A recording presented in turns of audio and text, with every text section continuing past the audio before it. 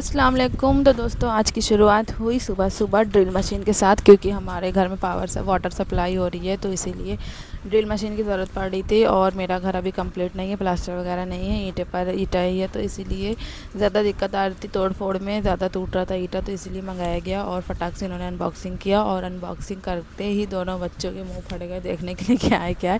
जैसे इन लोगों को लग रहा था कि री का टॉय सामान खिलौना आया है कुछ, और ये सोच रहे थे गन है ये खेलोंगे खेलने के लिए। तो फिर इन्होंने फटाक से अनबॉक्सिंग किया। अनबॉक्सिंग करने के बाद चेक किया, और चेक किया तो सब कुछ बढ़िया था, सब कुछ अच्छी मिल गई, ऑफ़र मिल गई, बढ़िया मिल गई। उसके बाद समोसा लाए, समोसा खाया।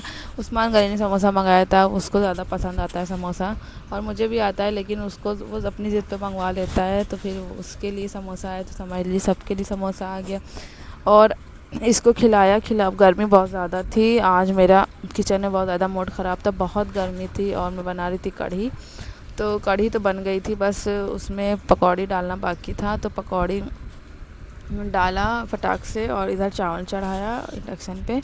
कढ़ी मैंने इंडक्शन में बनाया था, शाम में बना लिया था, 5 बजे से बनाती, लेकिन कढ़ाई जब तक कढ़ी 2 घंटा ना पके, 2.5 घंटा, तब तक मज़ा नहीं आता खाने में, बिल्कुल पक जाना चाहिए अच्छे से। तो इसीलिए मैंने 2 घंटा कम से कम पकाया उसको। पकते पकते टाइम हो गया, फिर चावल चढ़ाया, और फिर मैंने सोचा कि इधर गैस पे कम से कम पकौड़ी छान लेते, क्योंकि गर्मी में कितना पकाऊँ, कितना मरूँगी।